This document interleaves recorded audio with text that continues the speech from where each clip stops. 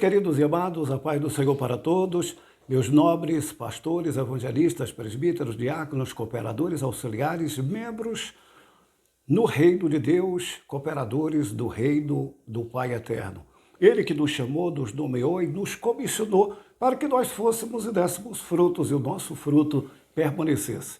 Nós estamos aqui uma vez mais para darmos continuidade à nossa série sobre a administração das cartas paulinas, epístolas paulinas. Estamos aqui já durante algumas semanas e disponibilizando aí no nosso canal e de já gostaria de pedir você que deixe o seu joinha, compartilhe, envie para um número maior de pessoas que você puder para que juntos possamos estar crescendo na graça e no conhecimento do Senhor, partindo da premissa de que nós estamos em constante crescimento e evolução e robustecimento e fortalecimento da nossa alma, para que, nutridos pela palavra, possamos com sabedoria refutarmos quaisquer argumentos que não estão fundamentados na palavra de Deus. Vale sempre salientar, introdutoriamente, que nós não estamos aqui num grande tratado teológico. Nós não estamos aqui e nossa pretensão jamais foi invalidar o que nós já temos em todos os currículos teológicos, nos livros, nos escritos e nos grandes e exímios professores que nós temos aí espalhado por todo o Brasil e pelo mundo. Não, mas darmos a nossa cooperação singela, para que nós possamos estarmos assim juntos, interagindo, compartilhando algumas coisas que nós temos depreendido da palavra de Deus, tá bom? Espero que essa aula seja útil. Nós estamos agora debruçados diante da segunda carta do apóstolo São Paulo à igreja em Corinto. Ele fez a primeira carta, enviou à igreja de Corinto e agora Paulo sente a necessidade de enviar uma segunda premissa, uma segunda epístola à igreja em Corinto. Até porque os problemas de tudo não foram elucidados, não foram mitigados, não foram minimizados, alguns sim, outros não. Vale lembrar os queridos, a título de recapitularmos, que a igreja de Corinto foi fundada por Paulo. Corinto era uma região da Grécia, uma cidade portuária, uma cidade que tinha o grande templo da deusa Ártemis, deusa do amor, segundo se cria. Era uma cidade promíscua, obscena, dissoluta, desregrada, uma cidade muito boêmia, uma cidade onde havia até prostitutas cultuais. Haviam a comercialização também de nichos da deusa, uma cidade que estava imersa em um mundo de extrema promiscuidade. Mesmo não obstante tudo isso, o evangelho chegou àquela cidade através do apóstolo dos bandeirantes, o apóstolo São Paulo, que com muito esmero, muito sacrifício, muita dedicação, levou a palavra àquele lugar. Ele fundou, estabeleceu a igreja e a primeira carta serviu exatamente para corrigir algumas demandas, alguns debandos, algumas coisas que estavam existindo na igreja então formada. Como, por exemplo, desordem no culto, na celebração da ceia, a liturgia estava totalmente tumultuada, haviam pecados na igreja que até então não estavam sendo corrigidos, e fica muito explícito, havia um incesto, infelizmente não havia sido corrigido, havia facções tipo endeusamento à personalidade, eu sou de Paulo, eu sou de Apolo, eu sou de Cefas, e um outro grupo que dizia eu sou de Cristo. E Paulo, então, para minimizar tudo isso, Paulo escreve a primeira carta para corrigir exatamente todas essas questões atinentes da igreja de Corinto. Aí Paulo escreve agora a segunda carta. A segunda carta, ela foi escrita por Paulo, e essa carta em particular, vale salientar, queridos, que essa carta é uma carta muito pessoal. É uma carta onde o apóstolo Paulo ele coloca muito do seu sentimento, muito do seu coração. Em alguns momentos, de forma não pormenorizada, que essa não é nossa pretensão, mas de uma forma panorâmica, o que nós vamos perceber em todo o escopo da carta é um sentimento de Paulo muito aflorado. Sentimento de Paulo muito, de certa forma, em determinado momento perturbado, triste, incomodado, inquieto, exatamente pelas questões que estavam ainda assim ali muito presente na igreja de Corinto. A primeira carta serviu exatamente para elucidar alguns problemas. Outros continuaram. E dentre alguns problemas que continuaram, foi exatamente um pequeno grupo, que era o grupo da resistência, era um grupo que se insurgia contra os ensinamentos de Paulo, um grupo que se insurgia contra o apostolado de Paulo. Havia um questionamento sobre a veracidade e autenticidade do apostolado de Paulo, como se Paulo estivesse arrogando para si um título do qual ele não era digno. E Paulo, ao longo de toda essa carta, você vai perceber que praticamente ao longo de toda a carta, segundo aos Coríntios, Paulo ele defende com muita veemência, em determinado momento com muito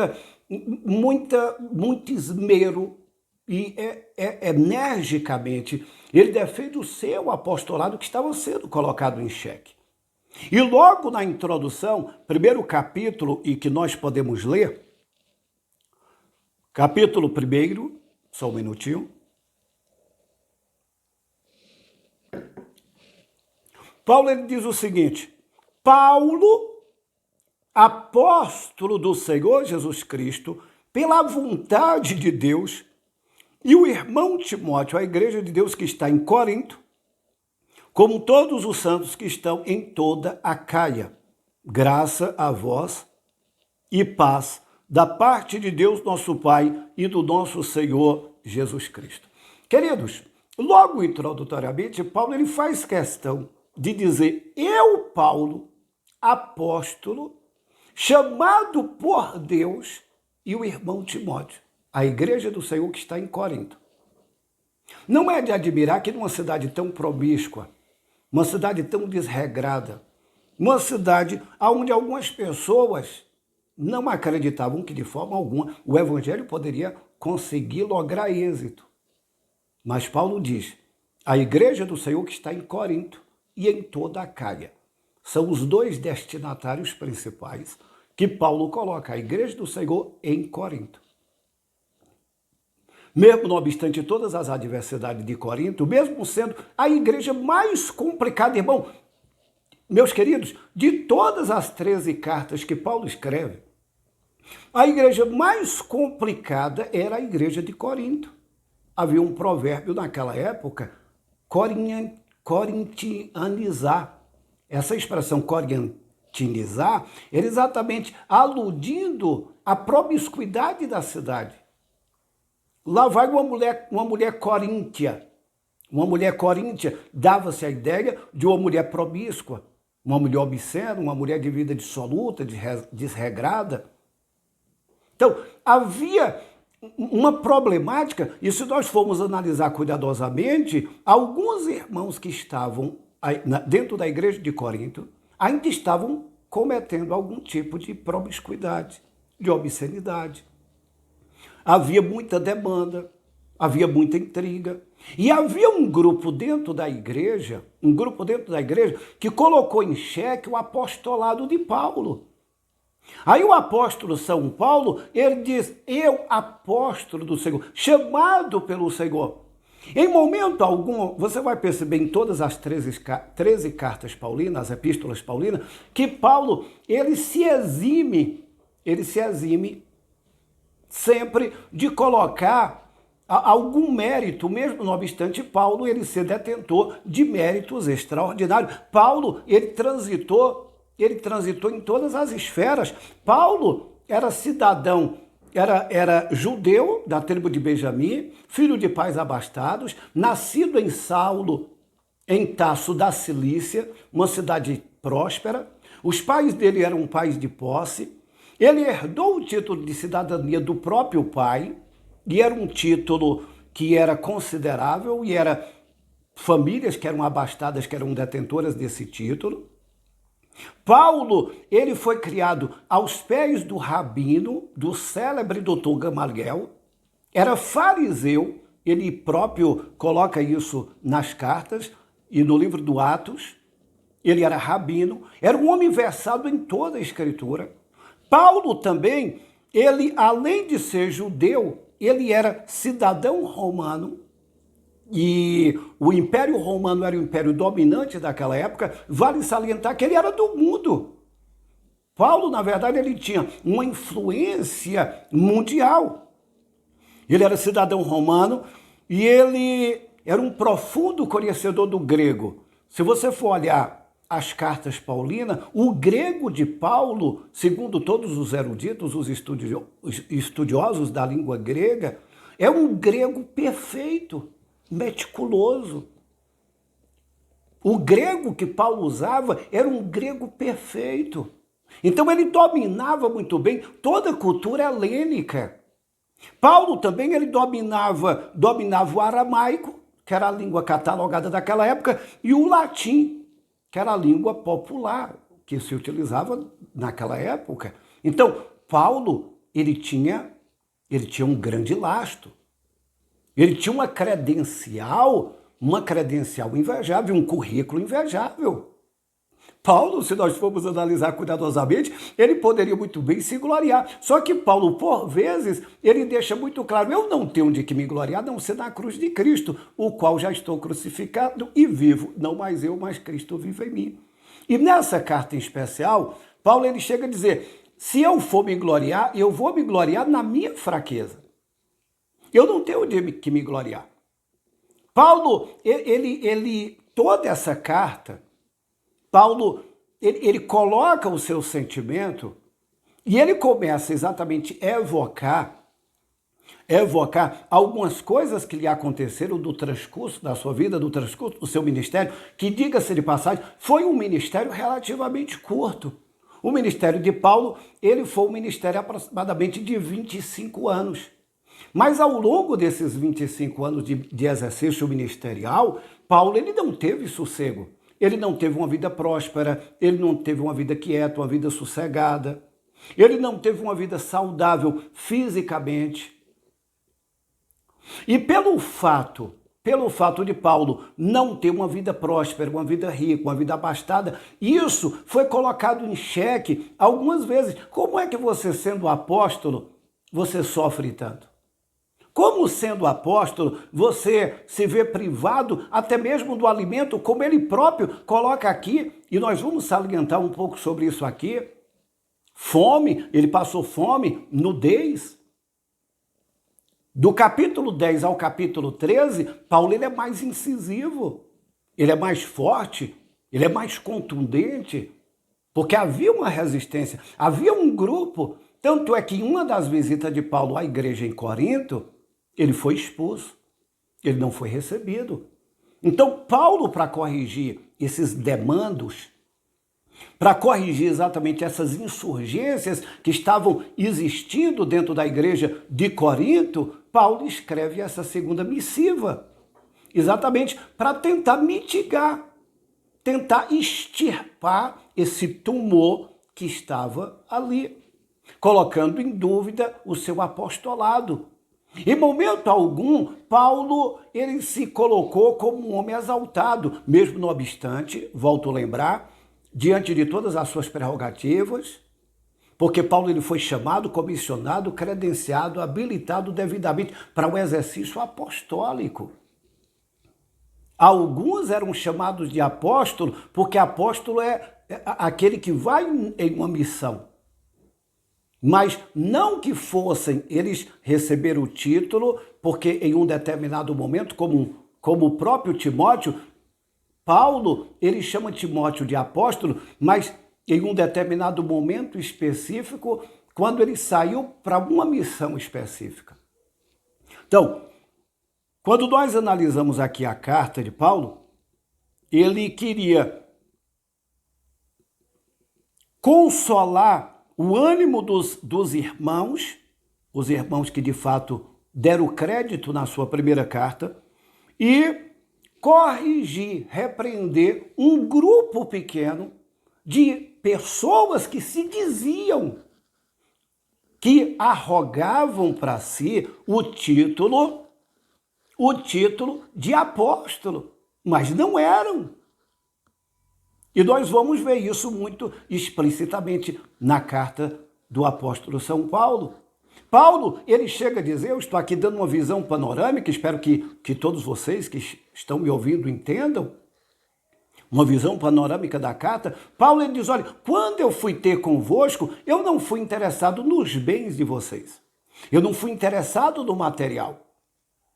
Ao contrário, eu exerci o meu ministério diante de vocês, com sabedoria de Deus, com graça. Eu não fui pesado a nenhum de vocês, eu não cobrei nada de vocês, eu não precisei de vocês. Os irmãos da Macedônia, eles me ajudaram nas minhas necessidades. Paulo, ele ainda exercia o ofício de fabricar tendas para se manter. Então, para que não fosse pesado, ele começa agora exatamente mostrar um lado que até então, ele não expõe em nenhuma das cartas. Ele não coloca, mas aqui houve a necessidade de que ele conscientizasse os irmãos da sua luta, das suas dores, das suas agonias, os ultrajes pelos quais ele passou. No primeiro capítulo, versículo 6, nós vamos observar que Paulo ele faz uma alusão que para ele foi um momento de muita dor. Se não, veja, quando nós vamos até o capítulo 19 do livro do Atos dos Apóstolos, nós vamos perceber que Paulo ele teve um confronto tremendo. Teve um confronto porque havia o templo da deusa Diana, a grande Diana dos Efésios. Havia uma adoração, havia magos, astrólogos, videntes, encantadores. Haviam pessoas que exerciam artes mágicas. Livros de bruxaria foram queimados. Pessoas que eram sacerdotes e sacerdotisas da grande deusa Diana dos Efésios se converteram à fé, porque Paulo pregou com tanta intrepidez, com tanta autoridade, tanto esmero, que muitos se converteram. Por conseguinte, ao se converter, abandonaram aquelas práticas idolátricas, abandonaram as práticas idólatras. Aqueles fabricantes dos nichos da deusa Diana, por conseguinte, já não fabricavam mais. O consumo, a demanda diminuiu. Muitos abandonaram aquelas práticas. Aí, obviamente, o presidente do sindicato lá, dos fabricantes de imagens, de nichos da deusa Diana, procurou Paulo, quis matá-lo, conseguiu prender alguns irmãos. Paulo, ele próprio diz, eu escapei com vida por um triz. Eu quase morria. Eu pensei que eu não ia sobreviver. Mas ali o evangelho ficou plantado. Pessoas se converteram, pessoas tiveram um encontro irretorquível e genuíno com Deus. As suas vidas tiveram uma guinada de 180 graus. Mudou. Aí Paulo, ele procura exatamente dizer, eu trago comigo as marcas de Cristo.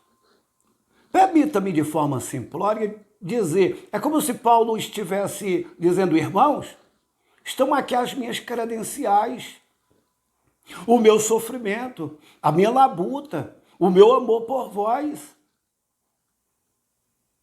O quanto, na verdade, eu me doei.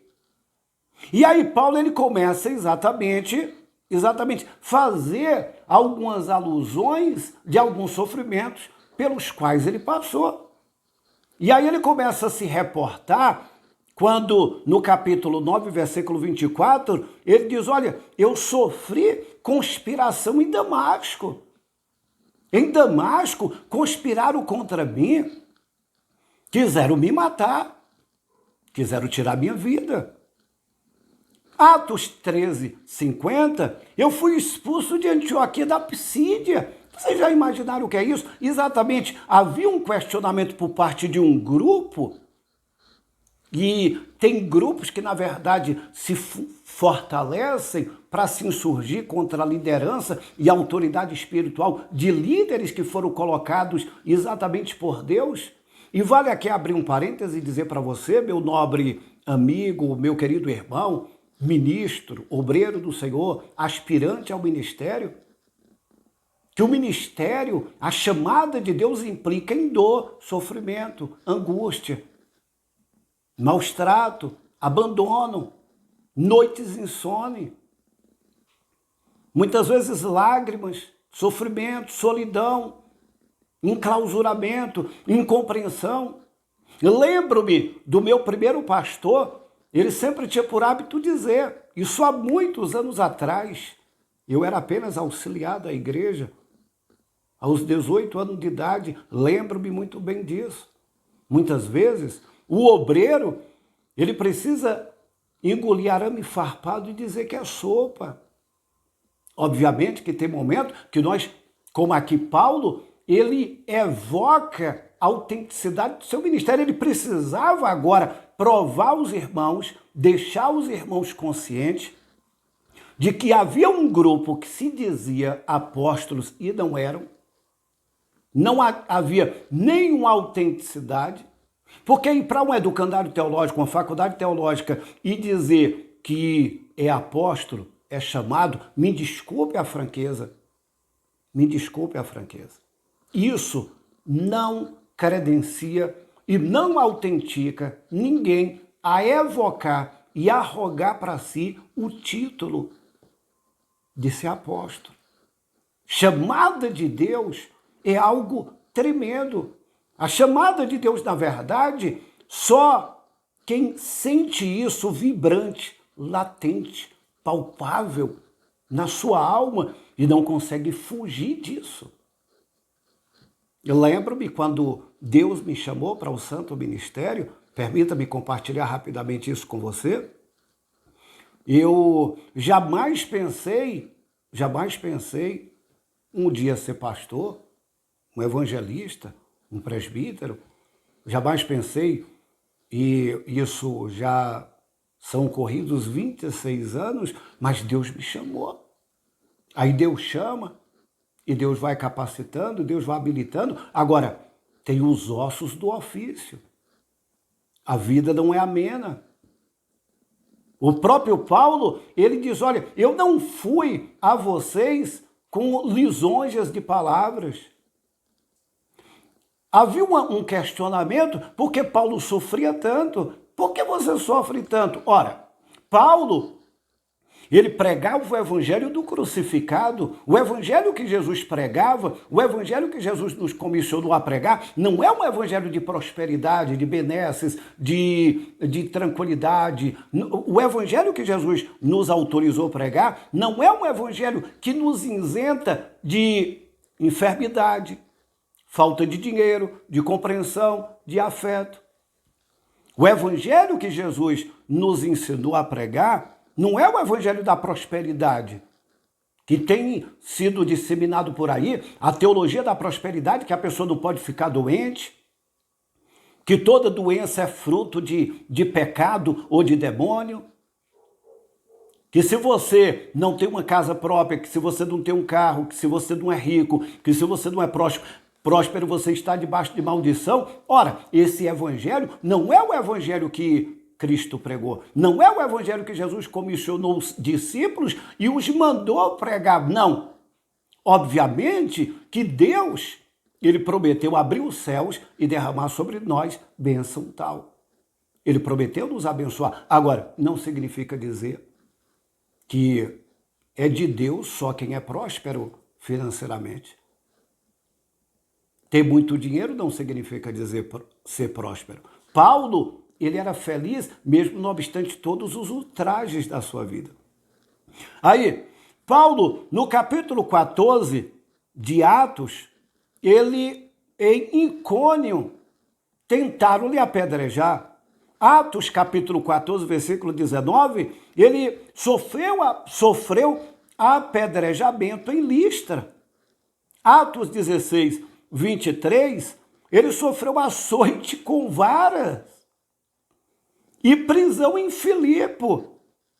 E nós conhecemos essa história lá do carcereiro de Filipo. Paulo, ele recebeu açoites juntamente com Silas, ele foi preso, levado para a masmorra, o cárcere interior, um lugar totalmente inóspito, insalubre, e Paulo, à meia-noite, mesmo não obstante, todo ferido, todo moído, Paulo e Silas cantavam e os outros presos ouviam, de tal forma que vocês conhecem. Houve aquele grande terremoto, as cadeias se quebraram, os presos saíram, o carcereiro, ao ver o que havia acontecido, ele pegou a espada para se matar. Paulo saltou e disse: ei, não faças tal. Todos nós estamos aqui. O carcereiro olhou para Paulo, para Silas e diz: o que eu devo fazer para ser salvo? Crer no Senhor.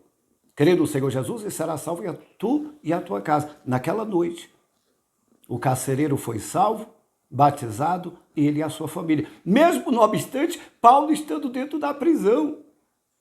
Oh, queridos, permita-me e desculpa-me o meu excesso de emoção, mas quando eu olho para Paulo, o inimitável apóstolo São Paulo, o apóstolo dos gentios, nós percebemos que mesmo preso, ele ainda ganhava almas.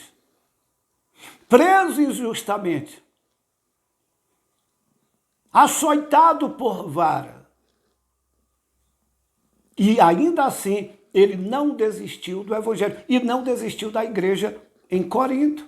Igreja problemática. Foi a igreja que mais trouxe problema para Paulo. Mas Paulo, ele não desistiu. Ei, deixa eu me dizer para você. Tem momento que quando um irmão, uma irmã, ou um obreiro, ou alguém se levanta contra você, você pensa até em desistir, retroceder, chutar o balde, jogar a toalha, como diz popularmente, chutar o pau da barraca, voltar atrás e desistir. Não! Se Deus te chamou, Ele garante a tua chamada. Então, não ficou por aí, irmão. Aí Paulo, ele sofreu tumulto em Tessalônica, Atos 17:5, Atos 17:13, expulso de Bereia, Atos 18:2, conspiração em Corinto, Atos 19:19, quase assassinado em Éfeso, Atos 23, conspiração em Corinto, Atos 22, quase morto em Jerusalém, preso em Cesareia e 2 anos preso em Roma.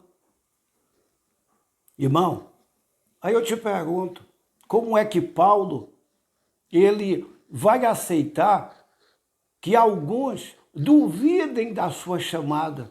E tudo isso aqui por conta do amor da palavra de Deus, do seu comprometimento com o reino, viajando, subindo o monte, descendo valados. Atos 27, ele sofreu um naufrágio perto de Malta. Atos 28, 1-6, mordido por uma víbora já dentro de Malta, da ilha. Segundo Timóteo 2:9, ele foi executado como criminoso. Então, esse Paulo aqui, ele tinha muito bem como se defender. Ele tinha muito bem, e houve essa necessidade, não que ele estivesse colocando aqui os seus méritos, não. colocando os seus méritos, os seus beneméritos, mas ele estava fazendo essa exposição e quase toda carta ele trabalha exatamente sobre a defesa do seu apostolado. E houve um resultado, porque a igreja, ela tomou conhecimento de que todas aquelas falácias, aqueles factoides que estavam ali sendo construídos contra Paulo, foram diminuídos. Então, imagine, em Malta, eu fico pensando, quando os próprios bárbaros chegaram a dizer, esse homem, ele deve ser muito mau, esse homem fugiu da fúria do mar, mas a ira de Deus não o deixa viver. Ele pega a serpente, sacode, joga dentro do fogo. Então, amados, Paulo, ele conta uma narrativa e um episódio que havia acontecido há 14 anos atrás. Ele chega a dizer, olha, eu conheço um homem, que ele foi arrebatado até o terceiro céu e ele viu coisas inefáveis dos quais os ouvidos humanos nem são dignos de ouvir. Ele foi arrebatado, quer seja no corpo, fora do corpo, eu não sei. E depois Paulo ele usa a expressão, foi-me dado um espinho na carne para que eu não me exaltasse. Porque, na verdade, nós somos vasos e vasos de barro. Obviamente, nós temos uma natureza humana que é uma natureza difícil. Aí Paulo diz, ó, foi-me dado um espinho na carne para que eu não me exaltasse. Até hoje se conjectura muito sobre esse espinho na carne. Não quero entrar no mérito de que espinho fosse esse. O certo é que era um incômodo. Alguns estudiosos dizem que era um problema dos olhos. Tanto é que algumas cartas não foi Paulo que escreveu, Paulo apenas ditava Técio, Silvano, enfim, eu não sei. A Bíblia não deixa com exatidão, isso aqui muito explícito, há conjecturas, porém era algo que o incomodava. Então, Paulo ele tenta trabalhar e colocar essa questão. Ele levanta oferta para os irmãos pobres de Jerusalém. Ele diz, ó, a vossa oferta e o que vocês ofertarem será devolvido a vós conforme o que vocês ofertam de coração, não por obrigatoriedade. Até porque tudo que eu me proponho fazer, eu preciso fazer de coração e não por uma obrigatoriedade. Então, toda essa carta de Paulo, como nós estamos procurando aqui colocar para os irmãos de forma não pormenorizada, mas dando-lhes uma visão panorâmica, e que ela foi escrita exatamente em Filipe durante sua terceira viagem missionária. Nós temos aqui o que Paulo coloca exatamente no capítulo 13, 10 ao 13, Paulo ele faz uma comparação entre si os falsos mestres, e ele fica muito claro, ele diz, ei, se vocês são apóstolos, muito mais eu. Tanto é que alguns eruditos, alguns estudiosos, alguns teólogos chegam até a questionar o quanto Paulo ele sai de um polo para outro, porque até o capítulo 10, capítulo 9, Paulo ele usa um tom, obviamente, não de tudo leve, mas ele usa um tom, e quando ele chega do capítulo 10 ao 13, ele aumenta. Ele é muito enfático, muito incisivo. Tanto é que no capítulo 12, versículo 14, e o 13 e versículo 10, ele diz, ó, rogo-vos que não me obrigueis a usar o meu poder para disciplinar-vos. Então, Paulo, depois de provar, depois de atestar o seu apostolado, ele arroga aqui a sua autoridade apostólica. E detalhe, Deus ele chamou pessoas, deu-lhes autoridade. A Bíblia diz que Deus deu, e se Deus dá, se Deus coloca em nós essa autoridade. Quem se insurge contra essa autoridade que Deus nos deu, se insurge contra a autoridade de Deus. Quem quebra princípios será quebrado pelo próprio princípio, porque são princípios de Deus.